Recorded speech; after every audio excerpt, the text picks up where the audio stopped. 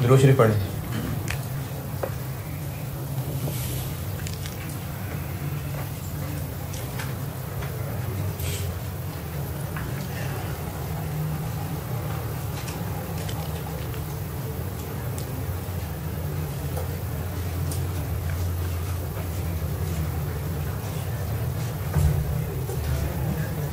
जी मैं पहले 21 पूरा कर लूँ।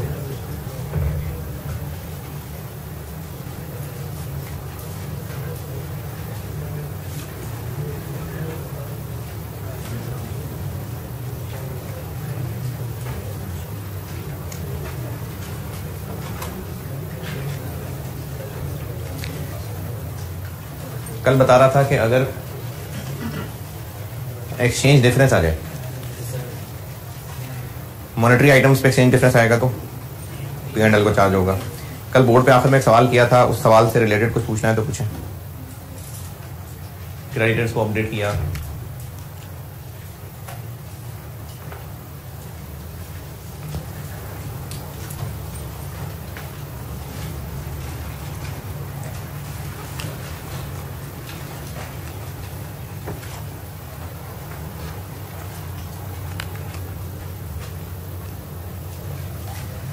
सब्सिक्वेंट मेजरमेंट में 3 बातें लिखी थी।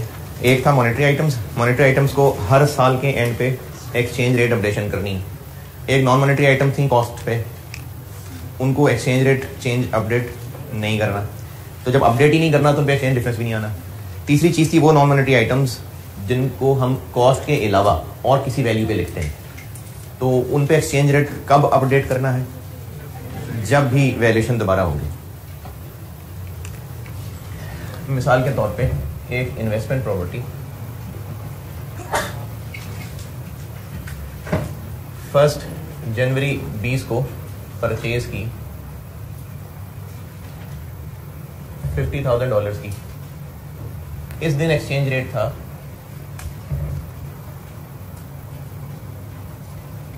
180। 31 दिसंबर 20 पे ईयर एंड आ गया और फेयर वैल्यू हो गई है $51,000 और एक्सचेंज रेट हो गया 183। जब इन्वेस्टमेंट प्रॉपर्टी खरीदी होगी तो क्या एंट्री की होगी? Investment property debit cash credit कितने से? 50,000 इंटू 180। ईयर एंड पे जब इन्वेस्टमेंट प्रॉपर्टी फेयर वैल्यू पे अपडेट होगी तो फेयर वैल्यू गेन जो भी आएगा वो P&L में जाएगा। कितना गेन आएगा? अच्छा चलिए, कितना नहीं, गेन किस वजह से आ रहा है? फेयर वैल्यू चेंज की वजह से भी आ रहा है और एक्सचेंज रेट की वजह से भी आ रहा है, तो इसलिए इस पे है एक्सचेंज गेन। कितना एक्सचेंज गेन होगा? हाँ जी, हाँ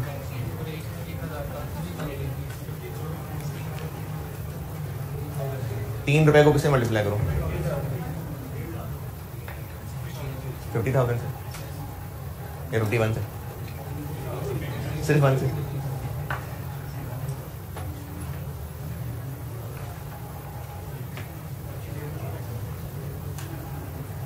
अच्छा, अगर एक्सचेंज रेट चेंज ना होता तो आज फेयर वैल्यू कितनी होती?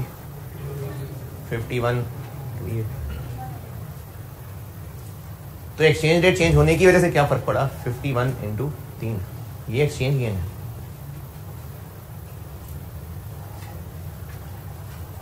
ये असली वाला फेयर वैल्यू गेन है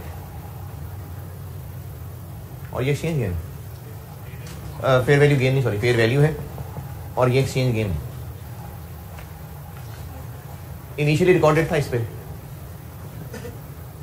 इनका डिफरेंस फेयर वैल्यू गेन है, इसका डिफरेंस एक्सचेंज गेन है।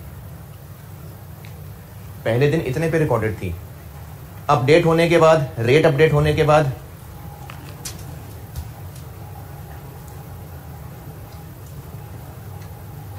ये ऐसे, इनका डिफरेंस फेयर वैल्यू गेन है, इनका डिफरेंस एक्सचेंज गेन है। जब खरीदी थी उस दिन इतने डॉलर की इस एक्सचेंज रेट के ऊपर, अब ईयर एंड पे फेयर वैल्यू अपडेट हो रही है इतने डॉलर इस रेट पे। इन दोनों में फर्क 2 वजहों से है। क्या क्या?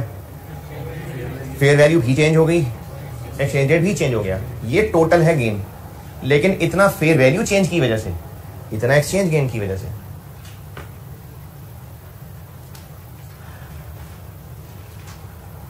अच्छा, सिर्फ रेफरेंस के लिए बता रहा हूं, जिन्होंने कॉस्ट पढ़ी हुई है या पढ़ रहे हैं, जिस तरह वो प्राइस, मटेरियल प्राइस वेरिएंस और क्वांटिटी वेरिएंस, ये उस तरह की चीज है।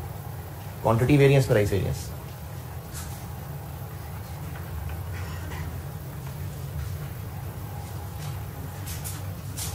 क्वांटिटी वेरिएंस में रेट स्टैंडर्ड लेते हैं और प्राइस वेरिएंस में क्वांटिटी एक्चुअल लेते हैं। लेकिन अभी तो फिर भी कुछ समझ आता है। अगर रेट कम हुआ होता और फेयर वैल्यू बढ़ी होती तो फिर अजीब सी खिंची मच जानी थी। इस वजह से IAS 21 ने जो हल बताया है, उस हल में इन दोनों को तोड़ने की जरूरत ही नहीं है। ये वाली बात दोबारा देखें, अगर एक्सचेंज रेट चेंज ना होता तो आज भी 180 रहता ना, लेकिन फेयर वैल्यू बदली है तो इसका डिफरेंस फेयर वैल्यू गेन है, निकला है फेयर वैल्यू गेन। मजीद फर्क क्यों पड़ा? तो वो जो मजीद फर्क पड़ा वो एक्सचेंज गेन है। ये फेयर वैल्यू गेन है, ये एक्सचेंज गेन है। तो हम अभी इस वक्त ट्रीटमेंट पढ़ने लगे हैं इसकी, कि इस एक्सचेंज गेन का क्या करना है। अगर ये इन्वेस्टमेंट प्रॉपर्टी है तो फेयर वैल्यू गेन कहां जाता है? P&L में। अगर ये PPE हो तो रिवैल्यूएशन गेन कहां जाएगा? OCI में। अगर ये इन्वेस्टमेंट प्रॉपर्टी हो तो ये गेन P&L में ही जाना था, और अगर ये PPE हो और रिवैल्यूएशन मॉडल हो तो ये OCI में जाना था। इनके आपस में मिक्स हो सकता है, ये कैलकुलेट करना मुश्किल हो सकता है। इसलिए IAS ने इसकी अकाउंटिंग ये बताई कि जहां इस गेन को लेके जाना था वहीं इस गेन को भी ले जाए। यानी अगर ये P&L को चार्ज करना था, ये भी P&L को चार्ज कर दें। अगर ये OCI में जाना था तो इसको भी OCI में ले जाए। ये हो गई इसकी ऑफिशियल ट्रीटमेंट। अब करने में क्या करना है वो भी बताता हूं। पहले ट्रीटमेंट दोबारा सुने। अच्छा, ये फेयर वैल्यू गेन है और ये फेयर वैल्यू गेन है और ये एक्सचेंज गेन है। इस बात से ये भी कोई ना मुत्तफिक हो। फेयर वैल्यू गेन का मतलब है एक्सचेंज रेट को फिलहाल छोड़ दें चेंज होना। अगर ये चेंज ना होता तो फेयर वैल्यू में चेंज कितना आ रहा है? ये फेयर वैल्यू गेन, ठीक है, आ गया फेयर वैल्यू गेन। मजीद डिफरेंस क्यों आया? एक्सचेंज रेट की वजह से। ये exchange gain. Fair value gain, exchange gain अलग अलग पहचानना ओके। ये मुश्किल हो जाता अगर फेयर वैल्यू तो बढ़ रही होती, एक्सचेंज रेट कम हो रहा होता, या इसी तरह से एक्सचेंज रेट बढ़ा होता, फेयर वैल्यू कम हो जाती। दोनों की डायरेक्शन फर्क होती, फिर थोड़ा मुश्किल हो जाता इसको कैलकुलेट करना। तो इसलिए इस मुश्किल में डालने से बचाने के लिए IAS ने कहा जी, और मैचिंग भी है, कि जहां पर इस फेयर वैल्यू गेन लॉस को लेके जाना था वहीं उसका गेन भी ले जाए, और जहां पर इस फेयर वैल्यू अगर इस फेयर वैल्यू गेन लॉस को P&L में लेके जाना था तो इसका एक्सचेंज गेन भी P&L में ले जाए। अगर ये OCI में जाना था तो इसका एक्सचेंज गेन लॉस भी OCI में ले जाए। इन्वेस्टमेंट प्रॉपर्टी की मिसाल, इसकी जगह फेयर वैल्यू थ्रू P&L वाली इन्वेस्टमेंट भी हो सकती थी, इसकी जगह फेयर वैल्यू थ्रू OCI वाली इन्वेस्टमेंट्स भी हो सकती थी, इसकी जगह रिवैल्यूएशन मॉडल वाला PPE भी हो सकता था। तो जहां जहां अपने रेलेवेंट IAS के मुताबिक फेयर वैल्यू गेन लॉस लेके जाना है वहीं ये एक्सचेंज गेन लॉस भी लेके जाना है। ये रूल है जी।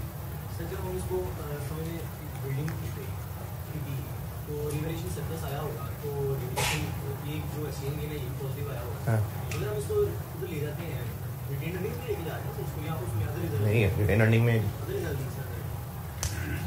SOCI की पहले बात करें। पहले SOCI की नहीं, वहां से गुजार के ले जाएं आगे, लेकिन पहले वहां से गुजारें आप। कहाँ? OCI में, ठीक है, चले आगे। सरप्लस में चला गया। तो क्या चीज होगी जो एसेट्स में आ रही होगी जिससे ये जो है बैलेंस है? एसेट बिल्डिंग अपडेट करके इस वैल्यू पे आ जाएगी।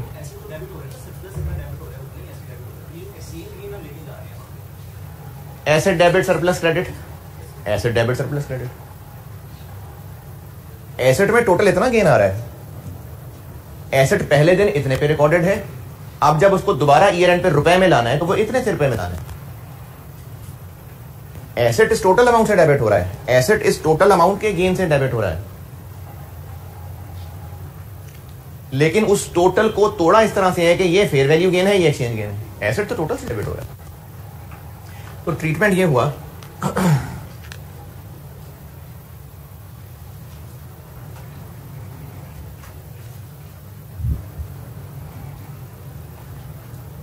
ये अगर लिखना है तो या नहीं,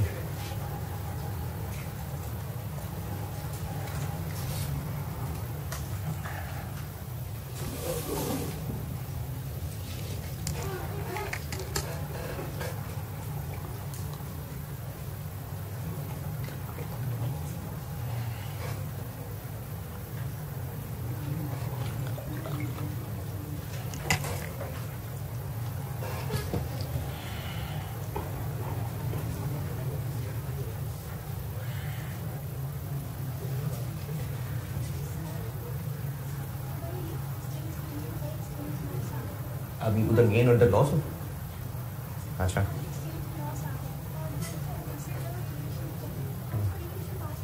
अभी देते हैं जवाब इसका।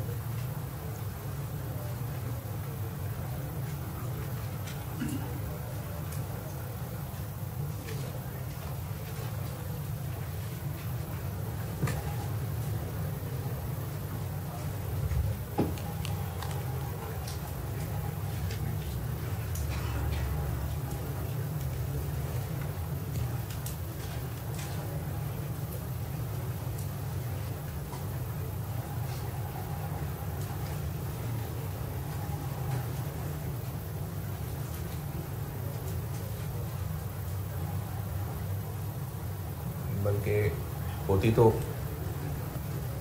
लाइबिलिटीज नहीं है, लेकिन फिर भी मैं आइटम्स ही कह देता हूँ।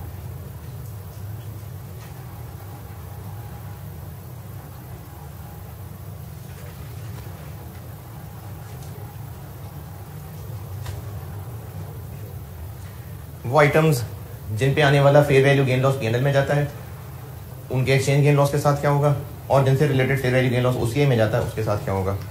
तो उसका जवाब ये है कि इसका एक्सचेंज गेन लॉस भी उधर ही चला जाएगा।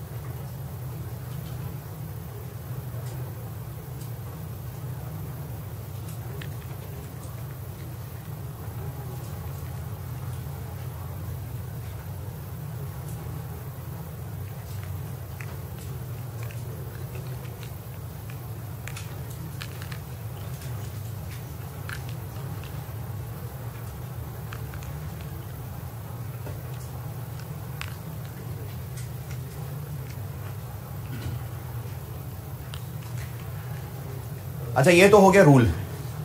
अब करना कैसे। एक बर्तन में है दाल, एक बर्तन में है चावल, और ये तय किया है कि दाल जहां जाएगी वहां चावल जाएंगे। खाना है तो मुंह में चावल जाएंगे तो मुंह में दाल भी जाएंगे। फ्रिज में रखनी है तो दाल फ्रिज में रखनी है तो चावल भी फ्रिज में रखने हैं। तो इसके लिए आसान तरीका क्या है, मिक्स कर लें। अब जब मिक्स कर लें तो दाल चावल मिक्स है, मुंह में ला देंगे तो दाल चावल ही मुंह में होंगे, फ्रिज में रखेंगे तो दाल चावल ही फ्रिज में होंगे। जब एक्सचेंज गेन को फेयर वैल्यू गेन के साथ ही जोड़े रखना है तो फिर इन दोनों को अलग अलग करने की जरूरत ही नहीं है। और इसका एग्जाम हल और सही वाकई हल ये है, दिस इनटू दिस,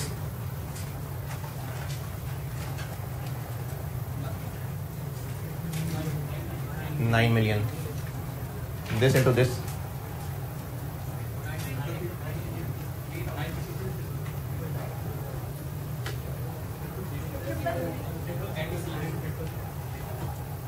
okay? अब इन दोनों का डिफरेंस लें अगर, तो उसमें फेयर वैल्यू गेन भी आ गया और एक्सचेंज गेन भी आ गया। फेयर वैल्यू गेन भी पीएनएल में जाना था, एक्सचेंज गेन भी पीएनएल में जाना था। तो जब दोनों ने जाने ही इकट्ठे था तो हमें तोड़ने की जरूरत क्या है। इसलिए वो एसेट्स जो फेयर वैल्यू पे अपडेट करने होते हैं और उनकी कोई भी रेलिवेंट आईएस वाली अकाउंटिंग करनी होती है, रिवैल्यूएशन करनी है, फेयर वैल्यू थ्रू पीएनएल करना है, फेयर वैल्यू थ्रू ओसीआई करना है, investment property fair value model करना है, उनकी आईएस की बातें माने रुपए में ट्रांसलेट करने के बाद। यानी एक बार रुपए में ट्रांसलेट कर लें, फिर वो वाला IS लगाएं। जरूरत ही नहीं तोड़ने की कि एक्सचेंज गेन कितना है, फेयर वैल्यू गेन कितना है। वो सारे एसेट्स जिनको हमने किसी ना किसी तरह फेयर वैल्यू पे अपडेट करना है, एक बार वैल्यूज को रुपए में ले आए रिस्पेक्टिव डेट्स पे, बस अब वो वाला IS लगा लें। ये जरूरत ही नहीं रही जानने की कि एक्सचेंज गेन कितना है, एक्सचेंज लॉस कितना है, फेयर वैल्यू गेन कितना है, फेयर वैल्यू लॉस कितना है। तो सवाल करते हुए हमें इसको अलग तोड़ने की ही जरूरत नहीं है। हमने उन एसेट्स को अपनी अपनी रिस्पेक्टिव डेट्स के एक्सचेंज रेट पे रुपए में लाना है और फिर उन रुपी अमाउंट्स के ऊपर रेलिवेंट IS लगाने हैं। कोई मसला नहीं है, वाकई कोई मसला नहीं है।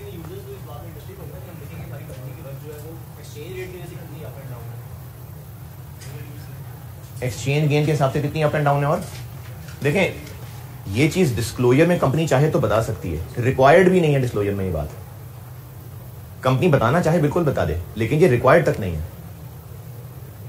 बल्कि IS ने एक बात लिखी है, मैं आपको बताता हूं, अभी पढ़ाता हूं वहां से। क्या? वही तो बता रहा हूं कि कंपनी पॉइंट ऑफ व्यू से जब फाइनेंशियल स्टेटमेंट्स बननी ही रुपए में है, तो फिर ट्रीटमेंट्स रुपए को देख के उन्हें। चलें, जिनको ये बात हजम नहीं होती ना, पहले एक पैराग्राफ पढ़ाता हूं ऐसी दिल की तसल्ली के लिए।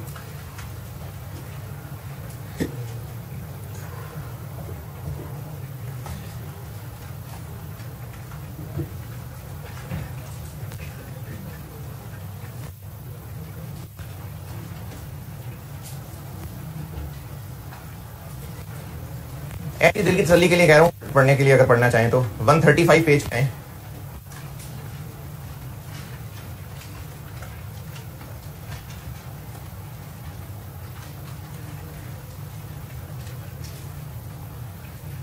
पेज 135। ये जस्ट एक डिस्कशन की हुई IS में 2.2.3, पेज 135 2.2.3। ये कुछ 12-13 लाइनें, ये पढ़ लें पूरा। ये जस्ट एक डिस्कशन हुई है, देखें पढ़ के बात समझ आती है कि नहीं।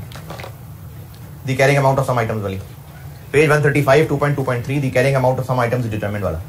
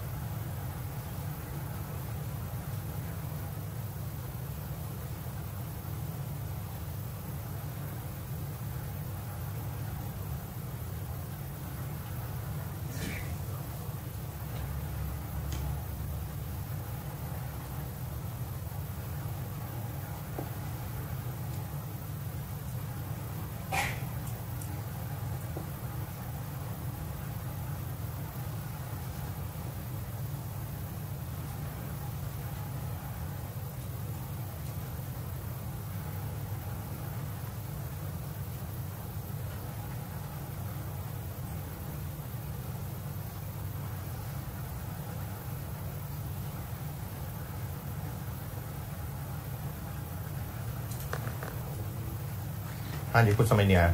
इसमें लिखा हुआ है कि अगर एक PPE है, उस PPE की कैरिंग अमाउंट डॉलर्स में 50,000 है और रिकवरेबल अमाउंट 49,000 है, इम्पेयरमेंट है। एक्सचेंज रेट जिस दिन के हिसाब से कैरिंग अमाउंट निकली हुई, यानी अगर कॉस्ट मॉडल पे है तो रेट कॉस्ट वाला, अगर फेयर वैल्यू रिवैल्यूएशन मॉडल पे है तो पिछली रिवैल्यूएशन वाला।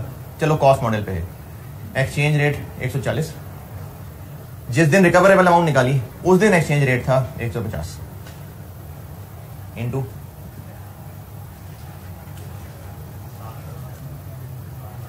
7 लाख, बस।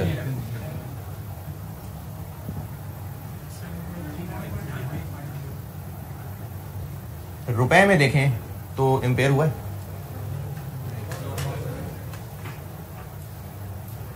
हाँ जी, नहीं हो रहा ना। अगर इम्पेयरमेंट लॉस P&L में जाना है तो एक्सचेंज गेन लॉस भी P&L में जाना है, ये इस रूल के मुताबिक। जब दोनों ने जाना ही P&L में है तो हम इस चक्कर में पड़े बगैर कि इम्पेयरमेंट लॉस कितना है और एक्सचेंज गेन कितना है, इसी को कंपेयर कर लेते हैं और इसको देख के पता चल रहा है कि एसेट इम्पेयर ही नहीं है, बस बात खत्म, इम्पेयर ही नहीं है। ये लिखा हुआ इसमें कि ऐसा हो सकता है कि एक एसेट जो कि इम्पेयर हो फॉरेन करेंसी में, लोकल में वो इम्पेयर ही ना हो। तो ये कैलकुलेशन की साइंस कुछ ऐसी है कि हम इसके ऊपर अकाउंटिंग करने की बजाय हम अकाउंटिंग ही इस पे करेंगे। एनआरवी हो सकता है डॉलर्स में ज्यादा बनती हो, रुपए में कम बनती हो, हम मान लेंगे एनआरवी लॉस। अगर एनआरवी रुपए में कम बन रही है, डॉलर में ज्यादा इन्वेंट्री है,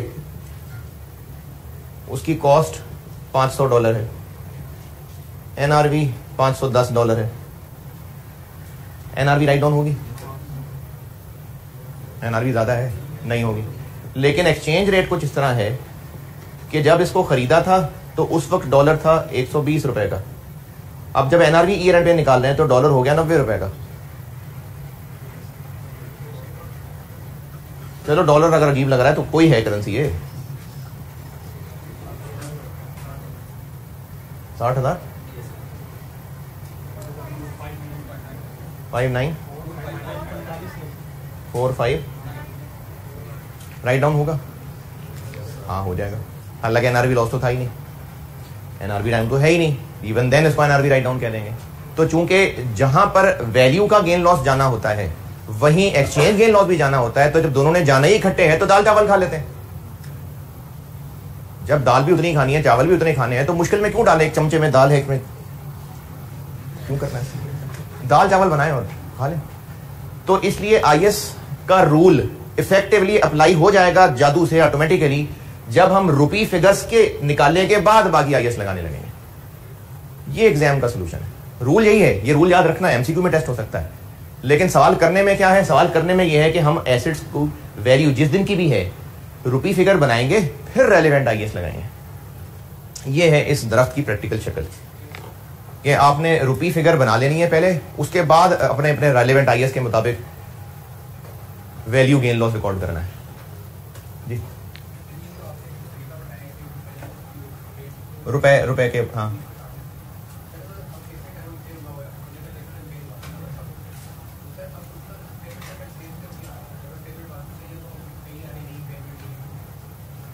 इंपेयरमेंट वैल्यू में चेंज का नाम है, वैल्यू में चेंज का नाम है ना। अगर सेल्स कम हो रही है, वैल्यूज कम है, तो हम उस वैल्यू में चेंज को लॉस कह देंगे, ये कहना चाह रहे हैं ना आप। लेकिन ये डेबिट क्रेडिट होगा तो लॉस कहेंगे ना, अकाउंटिंग हो सकनी है तो ही लॉस है ना। तो जब रुपी फिगर आपको नजर ही नहीं आ रही कम हुई है, तो आप कैसे इंपेयरमेंट लॉस कह देंगे उसको? आता रहे। जब एसेट की वैल्यू, देखिए इंपेयरमेंट टेस्टिंग वैल्यूज का कंपैरिजन है, जज्बात तो नहीं हो, तो वैल्यूज का कंपैरिजन है। हमारे दिल को लग रहा है कि अब वो बात नहीं रही, तो इस दिल के ख्याल पे तो इंपेयरमेंट नहीं हो जाएगी ना। इंपेयरमेंट के लिए वैल्यूज कंपेयर करनी पड़ेगी। तो जब कैरिंग अमाउंट जो वैल्यू नजर आ रही है, रिकवरेबल अमाउंट जो वैल्यू नजर आ रही है, उनको देख के पता लग रहा है कि नहीं है इंपेयरमेंट, तो नहीं है इंपेयरमेंट। इंपेयरमेंट लॉस तो वैल्यूज के कंपैरिजन से निकलना है ना। तो इसलिए इंपेयरमेंट वैल्यूज जब कंपेयर करेंगे तो पता चल रहा होगा इंपेयरमेंट है कि नहीं। तो वो वैल्यूज का कंपैरिजन, इस ट्रीटमेंट की वजह से हमें गेन अलग करने की जरूरत ही नहीं है। हम रुपी फिगर्स निकालेंगे और उनके ऊपर फिर अपने अपने रेलिवेंट आईएएस वाली गाइडेंस लगाएंगे। ये एग्जाम का हल बता रहा हूं। और ये मैं ये नहीं कह रहा कि ये मैं आपको एग्जाम की टिप दे रहा हूं, ये है असल में, तभी तो ये पैरा पढ़ा है मैंने आपको। सवाल लिखें।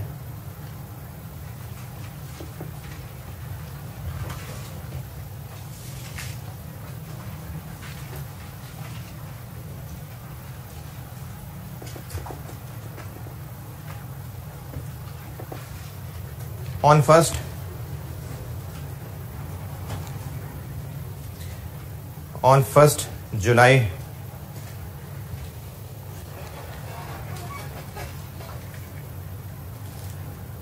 19,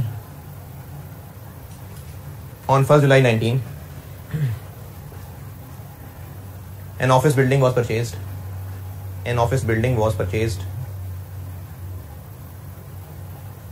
For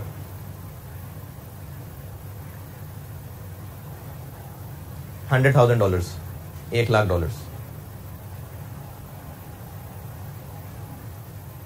यूजफुल लाइफ 10 साल।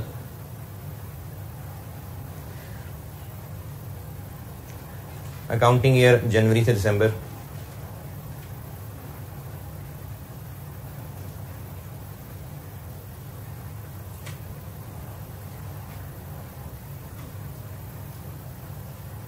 $50% of the purchase price 50% of the purchase price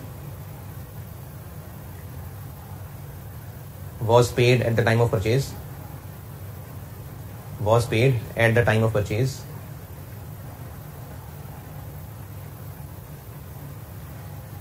and remaining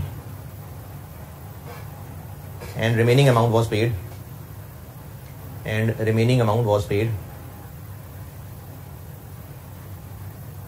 on 31st January 20.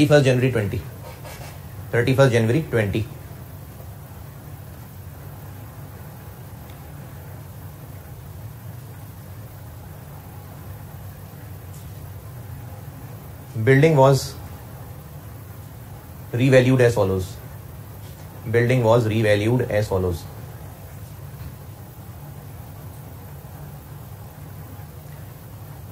31 दिसंबर 19 को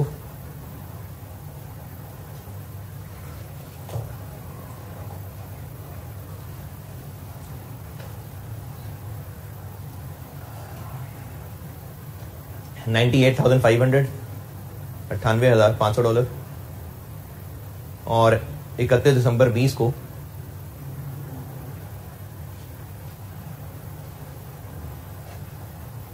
$88,000।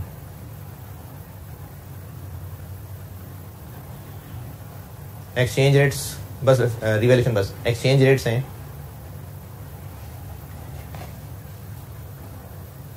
1 जुलाई 19 को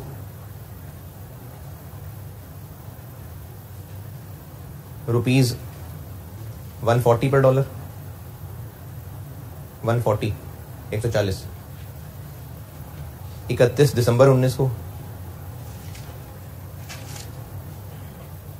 152 31 जनवरी 20 को 155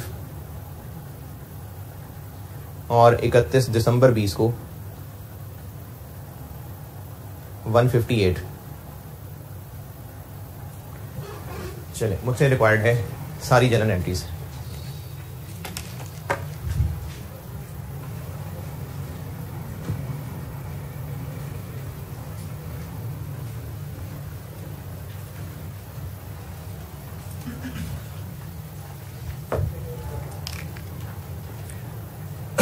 फर्स्ट जुलाई 19 बिल्डिंग डेबिट, कैश क्रेडिट और पेएबल क्रेडिट कितने से 1 लाख इंटू 100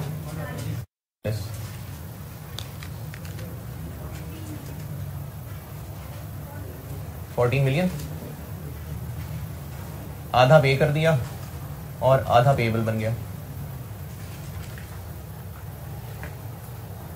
फिर ईयर एंड पे बिल्डिंग डेप्रिशिएट हो गई 14 million divided by 10 into 6/12 7 lakh. और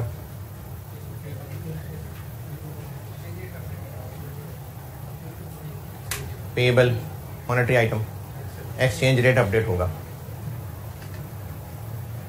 एक्सचेंज रेट बढ़ गया, पेएबल और बढ़ जाएगा तो एक्सचेंज लॉस बन जाएगा। पहले पेएबल बना हुआ है $50,000 से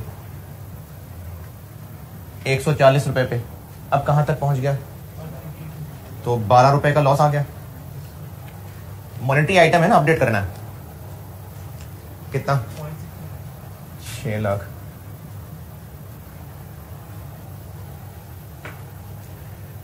और पीपीई को रीवैल्यू करना है तो एक तो एक्यूमुलेटेड एलिमिनेट हो गई 7 लाख।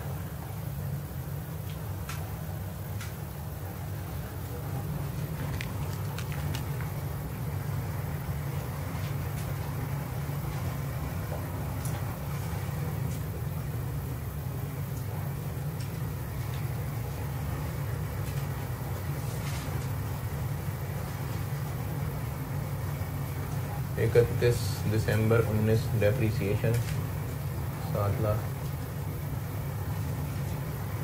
13,300। अच्छा जी, रीवैल्यू करके कहां तक पहुंचाना है अब? 98,500, लेकिन हमने यहाँ तो रुपए लिखने हैं, तो 98,500 को जिस दिन का 98,500 उस दिन का एक्सचेंज रेट 152।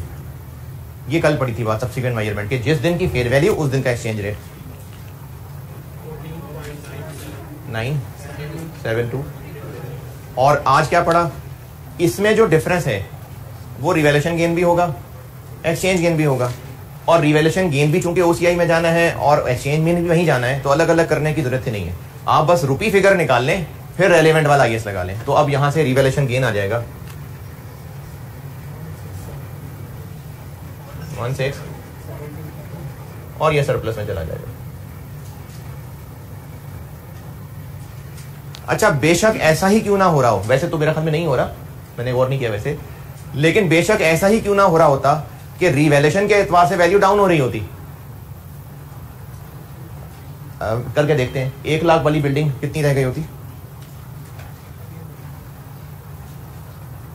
95,000 रह गई होती, 95,000 रह गई होती, और फेयर वैल्यू होती 94,000।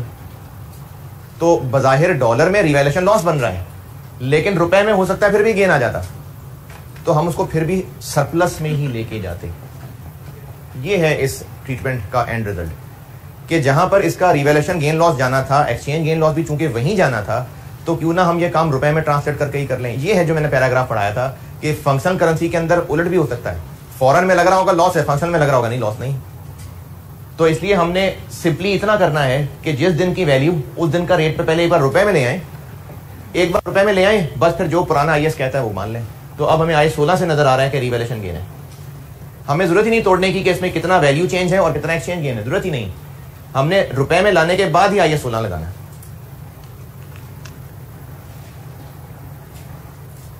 तो 31 दिसंबर 19 की एंट्री बन गई, building debit revaluation surplus credit 1672।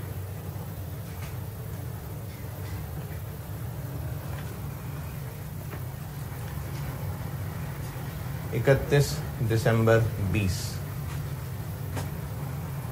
कितनी जिंदगी बची हुई है इसके पास अब? नहीं भाई, 9.5 साल।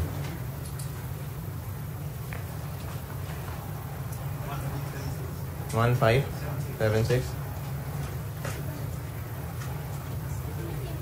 क्या हुआ? नहीं, एंट्री करता हूं मैं टेबल अपडेट कर रहा हूं, एंट्री करता हूं पेमेंट के भी। अभी मैं वर्किंग मैंने का कर लूँ ना, 000। अच्छा वाह। और ये 176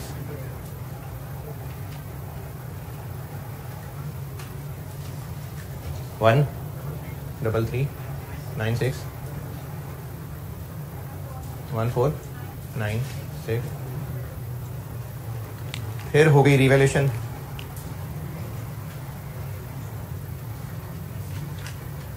और अब फेयर वैल्यू कितनी है?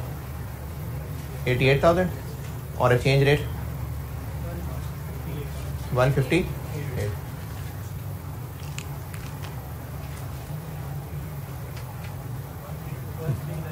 139 आ गया? नहीं, और कम करें, इसको 80,000 कर दें, इसको 80,000 कर दें, लॉस लाना है मैंने। 1 2 अच्छा ठहरे, अभी भी नहीं उड़ा, 70 करें, अब उड़ जाएगा? कभी भी नहीं उड़ेगा।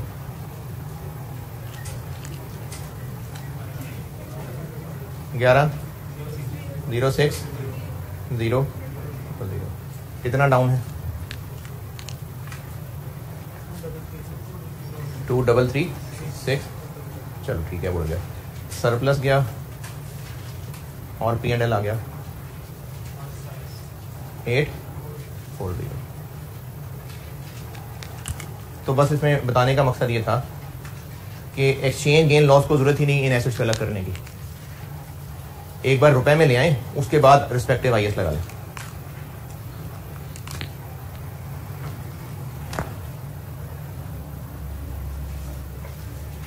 इकतीस जनवरी 20 पेएबल डेबिट, पेएबल कितने से बना हुआ है? 7.6 मिलियन से। ये पेएबल बना लिया था ना मजीद, जबकि कैश कितना जा रहा है अभी? $50,000 इंटू 31 जनवरी 155 775, तो 1.5 लाख रुपए का मजीद एक्सचेंज लॉस हो गया।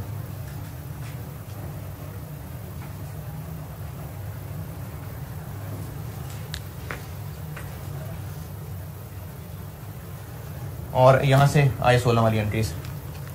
31 दिसंबर 20 depreciation debit, accumulated depreciation credit 1576,000, surplus debit, retained earnings credit, ये आगे 16 वाली एंट्रीज है। ये इसे 176, फिर एक्यूमुलेट को एलिमिनेट कर दिया, 1576,000 और बिल्डिंग को रीवैल्यू कर लिया। सरप्लस डेबिट 1496, P&L डेबिट 840,000 और बिल्डिंग क्रेडिट 233,600। ये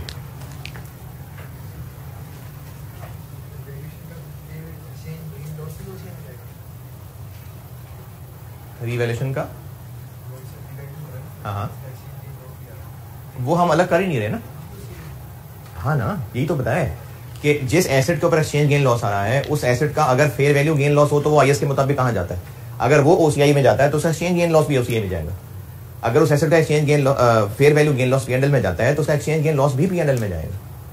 जब दोनों ने जाना ही एक जगह है तो एक ही गाड़ी में बैठ के चले जाए।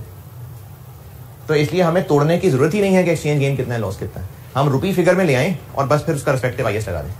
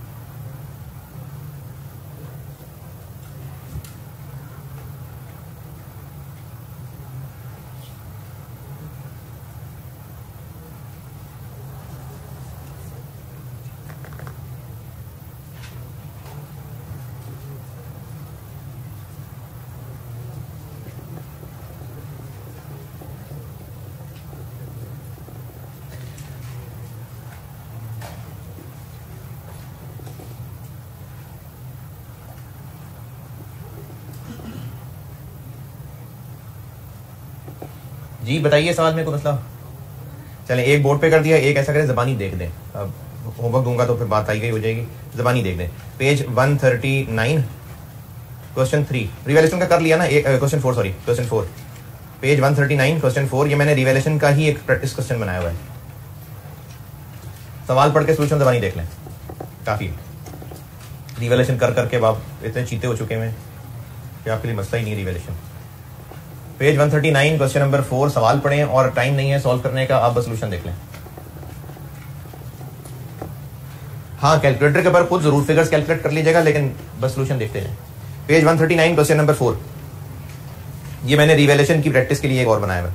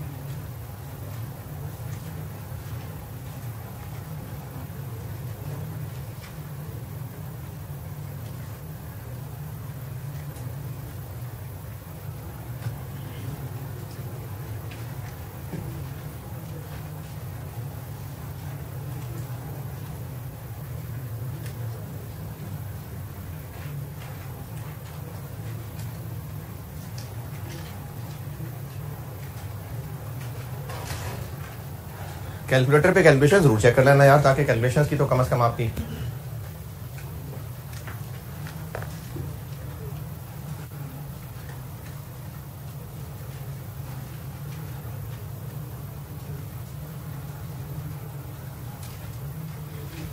अच्छा एसओसीआई के एक्सट्रैक्ट्स आप भूल गए होंगे, FR1 में किए भाई काम, दोबारा बताता हूँ।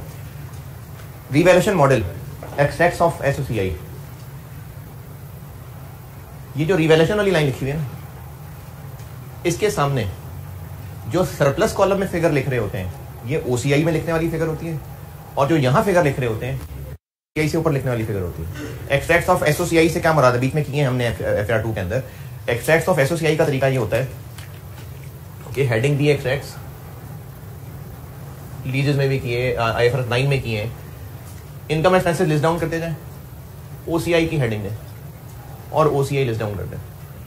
सवाल में जितने एक्सपेंस इनकम है वो यहाँ लिख लें, अगर कोई ओसीआई आइटम है तो यहाँ लिख लें। IFRS 9 में मुझे याद है किए हुए एक्सट्रैक्ट की प्रैक्टिस, इनकम एक्सपेंसेस यहाँ, ओसीआई आइटम है तो यहाँ। अब रिवैल्यूएशन में कैसे पहचाने कि कौन सी ओसीआई आइटम है, कौन सी P&L आइटम है, तो इस टेबल ऑफ वर्किंग के अंदर रिवैल्यूएशन वाली लाइन के अंदर ये ओसीआई है, ये P&L, यानी हम एक्सट्रैक्ट्स ऑफ एसओसीआई में लिखते हुए इसको रिवैल्यूएशन लॉस इधर लिखेंगे, इसको रिवैल्यूएशन लॉस इधर लिखेंगे।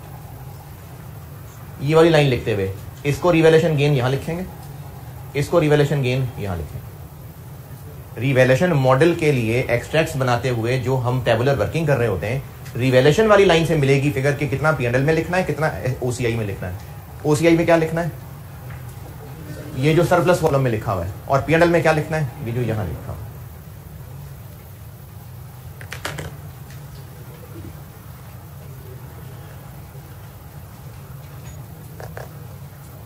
अरे इतने में तो बोर्ड पे कर देना था सॉल्व, हो गया। क्वेश्चन 3 करना आप, क्वेश्चन 3 आप कर दें ताकि इन्वेस्टमेंट प्रॉपर्टी की भी एक प्रैक्टिस आ जाए। क्वेश्चन 3 आप कर दें, लिख के सॉल्व। जरा स्पीड तेज रखिएगा बस, फिर लास्ट चीज है IS21 की, इसके बाद IS21 बस यही है।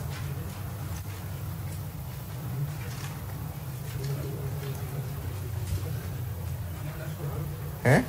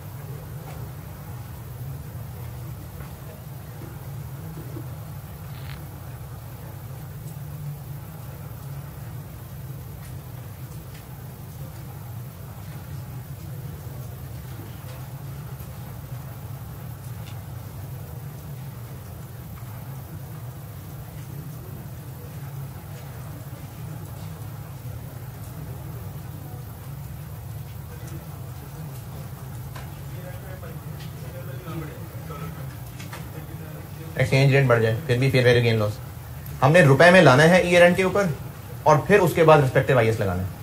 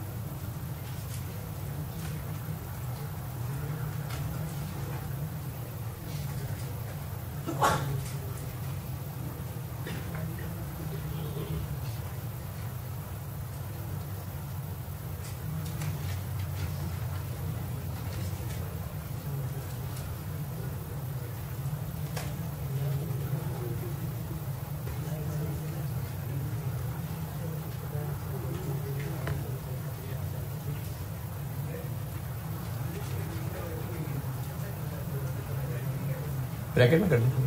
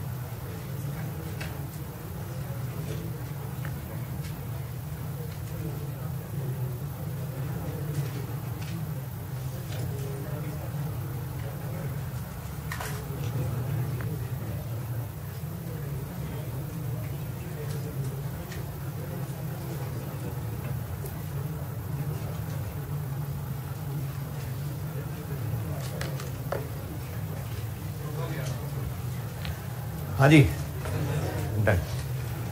यहाँ तक IAS 21 में कोई मुश्किल परेशानी? बस ये ऐसा ही है, ये 7-8 नंबर का सवाल आ जाए तो बहुत ज़बरदस्त, बहुत अच्छी बात है। लास्ट टाइम नहीं था।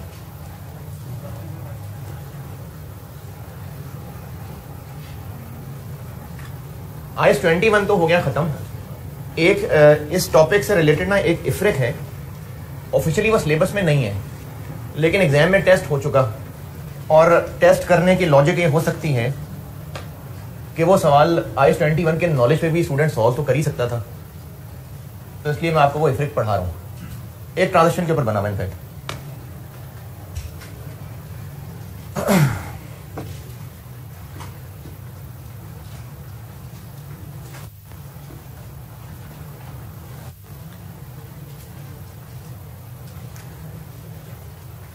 इफरिक 22 है इनफैक्ट ये, लेकिन ये IAS 21 ही का सवाल समझे। इसमें डिस्कस क्या हुआ है? इसमें डिस्कस हुआ है एडवांस। ये हेडिंग भी खैर वो खास जरूरत नहीं है देने की, क्योंकि ऑफिशियली कोई सिलेबस की चीज तो है नहीं, लेकिन इसका सवाल टेस्ट हो चुका, और वो सवाल इसलिए भी आर्ग्यूएबल है कि IAS 21 के मुताबिक हो तो सकता है ये, तो इसलिए समझें आपके सिलेबस की चीज है। इसमें क्या डिस्कस हो रहा है? इसमें डिस्कस हो रहा है जब एडवांस दिया जाता है या लिया जाता है तो उसका क्या करना है।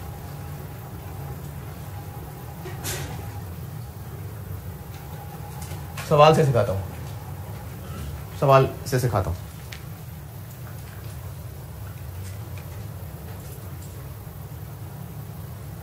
सवाल लिखें।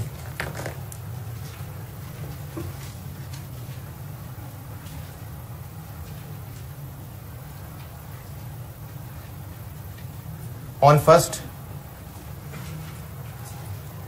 October 2021, on 1st October 2021,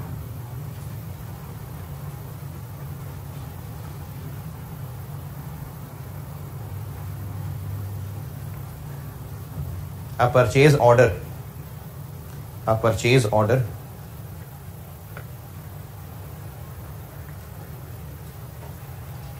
was issued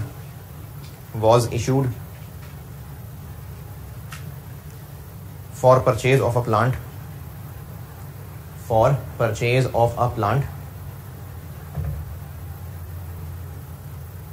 at a price of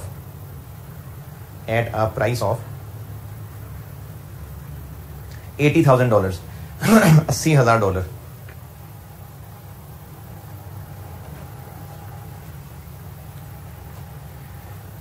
20% advance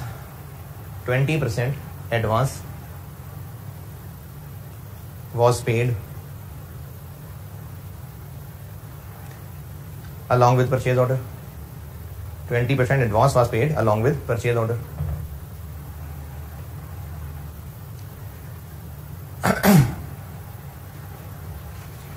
plant was purchased, बल्कि रिसीव्ड कहने चलें, plant was received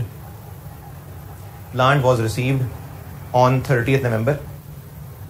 Plant was received on 30th November 21.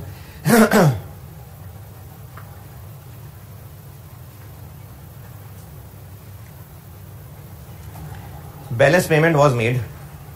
Balance payment, अगला सेंटेंस है, अगला सेंटेंस बस, पिछला सेंटेंस खत्म हो गया. Balance was paid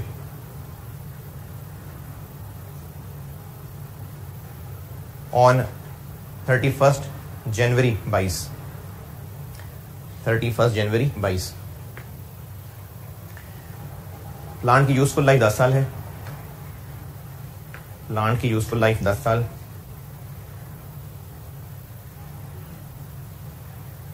और एक्सचेंज रेट्स लिखें.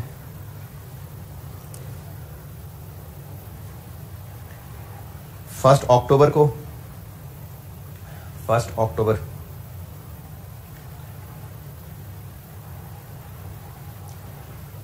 170 रुपए का dollar, 170. 30th November 175. 31st December 180. और 31st January 178. अकाउंटिंग ईयर जनवरी से दिसंबर है. मुझसे एंट्रीज रिक्वायर्ड है.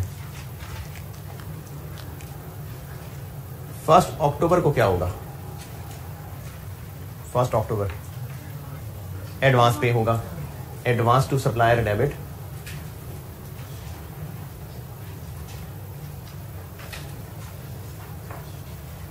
कितने पैसे जेब से गए? हाँ जी, $16,000 गए जेब से. और उस वक्त डॉलर था 170.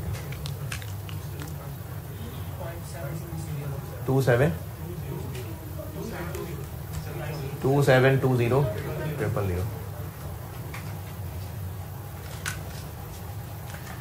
30th नवंबर को प्लांट पहुंच गया. ये इफ्रिक 22 इसलिए लिखना पड़ा. प्लांट कितने से डेबिट होगा? जो कल तक सीखा है, $80,000 इंटू, हाँ बस इसलिए इफ्रिक 22 लिखा गया कि नहीं ऐसे नहीं करना. पेएबल कितना?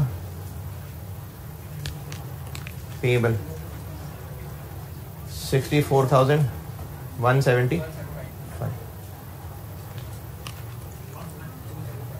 11200000.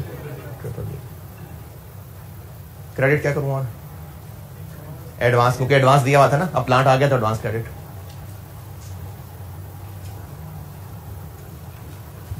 अच्छा, advance to supplier monetary item है. Advance to supplier monetary item है, नॉन मॉनेटरी है भाई. मैंने मॉनेटरी लिखवाया था.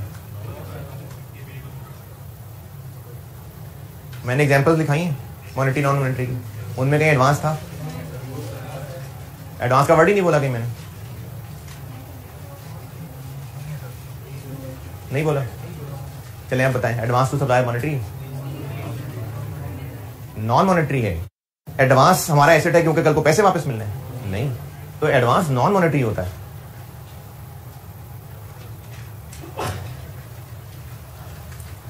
मॉनेटरी आइटम्स के ऊपर एक्सचेंज गेन लॉस आना है. कितने से क्रेडिट करूं एडवांस? जितने से बनाया था. बिल्कुल ठीक है. 27. जो कल तक सीखा था उसके मुताबिक अगर आप प्लांट डेबिट कर दें $80,000 इंटू 175 तो एंट्री टैली नहीं करेगी. क्यों टैली नहीं करेगी? क्योंकि आप 80,000 को 175 पे ले आएंगे. ये 175 आ रहा है लेकिन ये 170 पे. तो इसलिए इफ्रिक 22 लिखना पड़ा कि अगर एडवांस आ गया फिर प्लांट को प्लांट के तौर पे पूरा रिकॉर्ड नहीं करना, इनको ऐड करके प्लांट को रिकॉर्ड करना. यानी प्लांट अब ऐसे रिकॉर्ड, बल्कि मैं इसको ब्रैकेट में भी लिखता हूं, प्लांट ऐसे रिकॉर्ड नहीं होगा.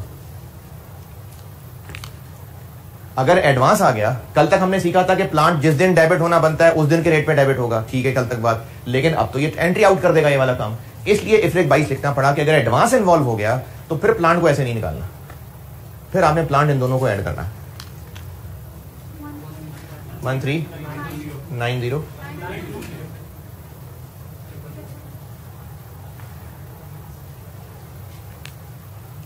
ये है IFRIC 22 की जिंदगी का मकसद कि अगर एडवांस इन्वॉल्व हो गया तो फिर जब चीज खरीद रहे होंगे तो उस पर उस दिन वाला रेट लगाने की बजाय आपने इस तरह से ऐड करके करना।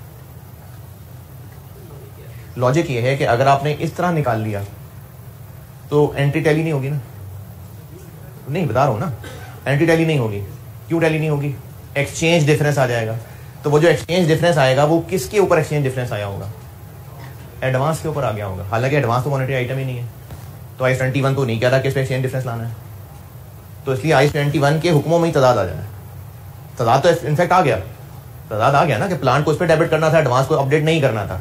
इसी तदाद को खत्म करने के लिए IFRIC बना दिया कि एडवांस हो तो ऐसे करना, और अगर एंट्री के बगैर वैसे प्लांट की कॉस्ट कैलकुलेट करनी हो तो क्या रूल याद रखें? एडवांस वाले पोर्शन पे एडवांस वाला रेट, बाकी पोर्शन पे परचेज वाला रेट। यानी अगर आप डायरेक्टली प्लांट की कॉस्ट निकालना चाहें तो 80,000 पे नहीं लगाएंगे रेट, 16,000 पे एडवांस वाले दिन का रेट और बाकी पे परचेज वाले दिन का रेट। ये इस तरह से प्लांट की कॉस्ट निकलेगी। ये IFRIC 22 की जिंदगी का मकसद है। और आगे चल लेते हैं। ईयर एंड आ गया 31 दिसंबर। एक तो पेएबल अपडेट हो जाएगा क्योंकि मॉनेटरी आइटम है। कितना अपडेट हो जाएगा?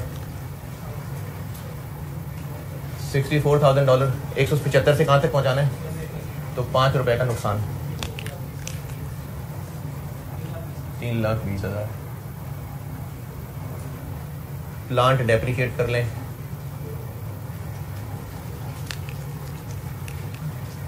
$13920 000 डिवाइडेड बाई 10 इंटू 1/12 116 000।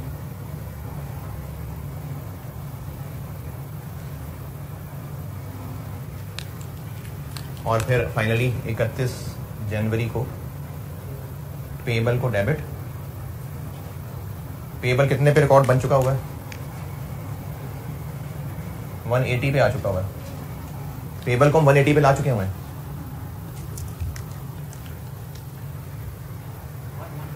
$115,200। लेकिन पैसे जेब से कितने जा रहे हैं?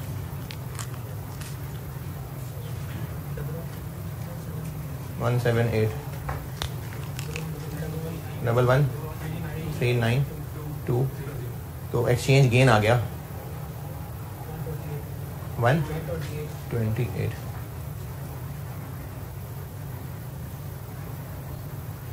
ये IFRIC 22 है। अपनी बुक में मैंने लिखा हुआ, मेरा ख्याल है, या शायद नहीं लिखा हुआ क्योंकि IAS 21 नहीं है ना, ये नहीं लिखा हुआ। ये इनफैक्ट IAS 21 नहीं है ना, तो इसलिए ये बुक में नहीं लिखा हुआ, ये अलग से बता रहा हूं। इसका एक कंक्लूजन जरूर लिखना है कि ये क्यों काटा है, ये इसको लिखें, ये क्यों काटा है, और प्लान की कॉस्ट कैसे निकालनी, ये कहानी लिखनी है कि अगर एडवांस आ जाए तो फिर जो चीज खरीद रहे हैं। अच्छा, इसी तरह सेल भी, sale data debit sales credit, sales किस अमाउंट से क्रेडिट होगी अगर पहले कभी एडवांस आया था? तो ऐसे ही जितना एडवांस था उस पर एडवांस वाले दिन का रेट और बाकी पे सेल वाले दिन का रेट। तो ये एडवांस को डील करने के लिए बनाया है IFRIC 22 कि अगर एडवांस इन्वॉल्व हो जाए तो एडवांस वाली अमाउंट के ऊपर वो एडवांस वाले दिन का रेट लगेगा। है जी, इक्वल किससे आ रहा है? क्या क्या क्या? हाँ हाँ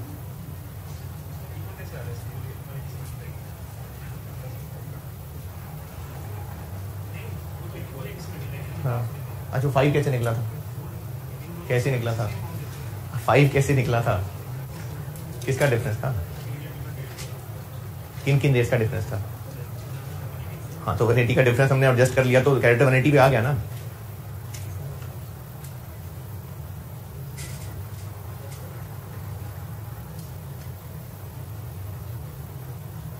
ओके, बस ये IS-21 यही था।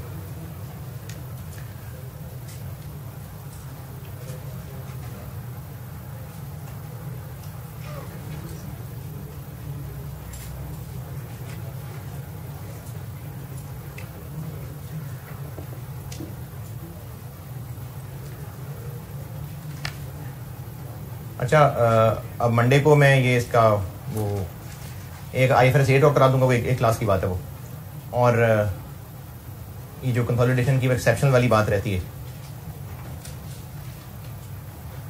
और अगर मैं कल मंडे को IFRS 8 कराऊंगा, अगर मैं मंडे को ही बाकी क्लासेस टाइम निकाल सका तो हो सकता है मैं शाम में एक H6 का लेक्चर रिकॉर्ड करा के यूट्यूब डलवा जाऊँ, वो भी आधे घंटे की चीज़ है। तो फिर आपके वापस आके IS-12 और कंपनी अकाउंट ये रह जाएगा, है वही है ना ऑपरेटिंग सेगमेंट मंडे को IFRS 8 वो एक दिन का है। अच्छा, अब ऑनलाइन वालों को भी बता रहा हूँ और आपको भी बता रहा हूँ, आप लोगों के लिए, फिजिकल वालों के लिए IFRS 15 जो मैंने एक्स्ट्रा क्लासेस रखी थी उसका लिंक, एक प्लेलिस्ट बना के यूट्यूब पे, उसका लिंक मैं आपको मैसेज करवा दूंगा ताकि आप उस पर क्लिक करके उस प्लेलिस्ट तक पहुंच जाए। तो आप फिजिकल वालों के लिए IFRS 15 है बस, जो मेरी मौजूदगी में नहीं।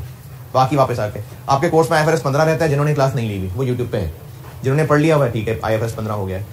IFRS 8 रहता है, मंडे को कराऊंगा। H6 रहता है, शायद मंडे को कोई एक्स्ट्रा टाइम निकाल के मैं रिकॉर्डिंग करवा जाऊँ। H6 IFRS 8 मंडे, पीछे रह जाएगा कंपनी अकाउंट और IS-12, ये दो चीज़ें पीछे रह जाएंगी। और कंपनी अकाउंट के लिए भी मैं मंडे को ना आपको कुछ गाइड कर दूंगा, उसमें मेन काम आपके करने वाला ही है। फोर्स स्केड्यूल याद करना है, वो आप नहीं करना है, मैंने तो नहीं करना, वो तो आपने करना है। तो मंडे को मैं उसकी कंपनी अकाउंट की गाइडेंस दे जाऊंगा। ये हो गई FR2 की बात। ऑनलाइन वालों के लिए, आपके लिए कुछ यूट्यूब पे आपके लिए नहीं रखता, आपके लिए पोर्टल पे रखता हूँ। तो आपके लिए रेगुलर 77 है, 8-9 के बाद रेगुलर IFRS 15 में लेक्चर चलाए होंगे मैंने। तो आप ऑनलाइन वालों के लिए कोर्स पे ही है जो कुछ है आपके कोर्स के लिए। IS-21 का पहले करिएगा क्वेश्चन 7, मंडे के लिए होमवर्क बता रहा हूँ। क्वेश्चन 7 ये इसी के ऊपर बना हुआ था। पहले क्वेश्चन 7 करिएगा, फिर क्वेश्चन 6 करिएगा। ये क्वेश्चन 6 जो है ना, ये लेवल 1 तो शायद ना हो, लेकिन ये CFAB में इस तरह का एक सवाल था और ये FR2 के अंदर मैं देख रहा हूँ रुझान कि CFAB के सवालों को थोड़ा बहुत चेंज करके तो पूछ लेते होते हैं, इसलिए ये सवाल मुझे दिल को लगता नहीं है छोड़ने वाला, इसलिए मैंने इसको बुक में डाला हुआ है। क्वेश्चन नंबर 6 है, ये एक CFAB के सवाल की कॉपी की हुई मैंने, लेकिन CFAB के सवालों की कॉपी होती है आपके FR2 में। तो इसलिए पहले क्वेश्चन 7 करिएगा, ये फिर क्वेश्चन 6 करिएगा। पहले क्वेश्चन 7 फिर क्वेश्चन 6, ये IS-21 का है। अच्छा, एक ही पॉइंट होगा आपको उसमें मसला, तो वो भी सुनते ही जाए जाते जाते। अगर क्वेश्चन 6 किया था कि नहीं किया था? किया था। क्वेश्चन 6 के अंदर पॉइंट नंबर 1, 2, 3, पहला बुलेट पॉइंट, एक इंटरनली जनरेटेड एसिड था जिसको एसिड नहीं बनाया हुआ था, हम बना लेंगे। तो इस 150 को हम इसको एसिड बनाने। कंटिंजेंट लायबिलिटी, बैलेंस शीट में एडजस्टमेंट आपको पढ़ाई थी, बैलेंस शीट में केस 2, 3 पता नहीं, 2 था शायद, 2 था बैलेंस शीट में, केस 2 था कंटिंजेंट लायबिलिटी वाला, कि अगर बाद में कभी एस ने, या पता नहीं 3 था, याद नहीं मुझे, डिफरेंट अमाउंट से रिकॉर्ड कर दिया है, तो उसमें तरीका बताया था कि पहले जो एडजस्टमेंट करते हैं वो करें, यानी गुडविल की वर्किंग में लेस और लायबिलिटी में ऐड, गुडविल की वर्किंग में लेस और लायबिलिटी में ऐड, और जो एस रिकॉर्ड कर चुका और इसमें से लोअर अमाउंट, लायबिलिटी में से लेस और एस की रिटेन अर्निंग में ऐड। तो इस सवाल में एक्विजिशन डेट की फेयर वैल्यू 60 थी और एस बाद में 40 को रिकॉर्ड कर चुका था, तो लोअर 40, एस की रिटेन अर्निंग में ऐड, एस की रिटेन अर्निंग में ऐड। एस की रिटेन अर्निंग में ऐड करने का मतलब हम उसका एक्सपेंस रिवर्स कर रहे हैं, तो इनकम स्टेटमेंट में 40 का एक्सपेंस रिवर्स हो जाएगा। तो ये वही बैलेंस शीट वाली फिगर यहाँ इनकम स्टेटमेंट में आ गई। और इसमें कोई आपने पूछना है तो बताएं, इसका मतलब नहीं किया है? कौन सा इंटरेस्ट?